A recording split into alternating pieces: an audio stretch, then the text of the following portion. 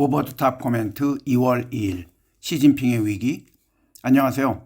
얼마 전에 마카오에서 열린 국제회의에 참석하려고 비행기에서 내려가던 시진핑의 모습에서 건강 이상설이 나왔다는 것을 알려드린 적이 있습니다.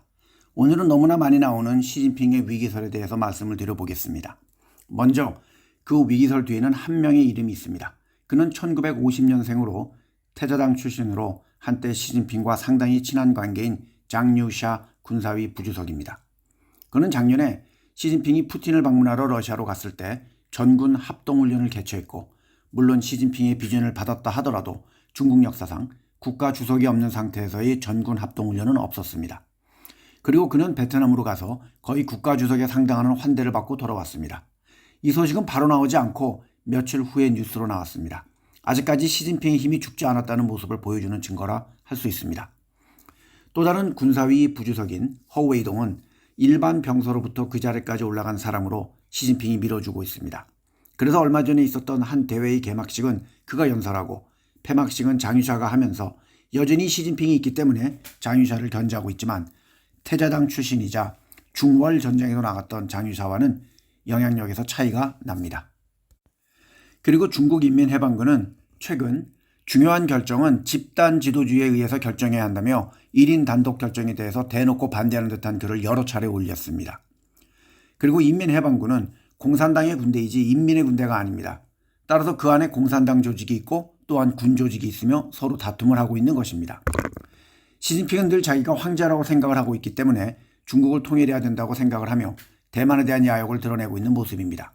그렇기에 그는 대만 공격에 앞장을 설 로켓군과 공수군에 특히 신경을 쓰며 작년 10월에 이 두 곳을 방문하기도 했습니다.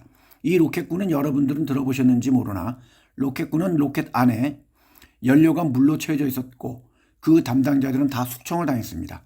그러고도 시진핑이 다시 재방문을 해서 신임을 준 것입니다. 그만큼 시진핑은 대만에 대한 야욕을 숨기지 않고 있습니다. 하지만 중국 장군들을 비롯한 군대는 대만 침략을 하면 다 죽는다는 것을 알고 있습니다. 그리고 그들이 해외로 빼돌려 놓았던 수많은 재산은 동결이 될 것이 너무나 확실하기에 반대를 하고 있고, 명령에 따르기는 하지만 불안감과 반감이 커지는 모습입니다. 그리고 중국의 군대는 북남, 중서 이렇게 나뉘어져 있고, 북과 남을 장유샤의 부하들이 담당하고 있고, 동부만 시진핑의 신복이 담당하고 있습니다. 서부는 세력이 약합니다. 중부를 누가 담당할지도 봐야 합니다. 시진핑은 주석이 된 이후 수년간 수십 명의 군대의 장성들을 숙청했습니다. 그러면서 최근에는 리상푸 국방장관을 파면시켰습니다. 그때 장유샤도 같은 부패 혐의로 조사를 받았으나 장유샤는 돌아왔습니다. 리샹푸는 장유샤의 사람입니다. 중국에는 어떠한 일이 있더라도 중국을 유지하는 두 개의 파워가 있습니다. 하나는 국가 원로들이고 하나는 태자당입니다. 그런데 시진핑은 본인도 태자당이면서 그 사람들조차도 구속을 시키거나, 또는 어떤 사람은 이유 없이 사망을 하면서 그 사람들의 재산을 뺏어가는 그러한 모습도 보였습니다. 또한 그의 가장 강력한 경쟁자였던 리커창 총리도 2023년 갑자기 사망을 하기도 했습니다.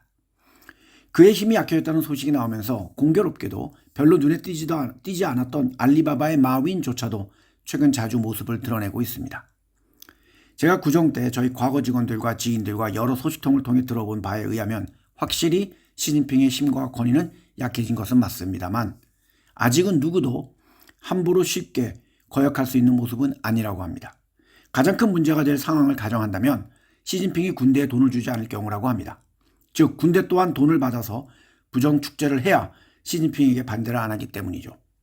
그리고 현재 중국에서는 시진핑은 부동산을 포함한 경제도 실패했고 대외 외교도 실패했고 무역도 좋지 않기 때문에 입지가 약해진 것은 맞다고 합니다. 하지만 여전히 이번 딥식에서도 보았듯이 BYD나 샤오미 같은 기업엔 투자를 할 만하고, HSCEI나 CSI 300 같은 지수는 향후 3년 정도 투자하시는 것을 추천드립니다. 성투하세요.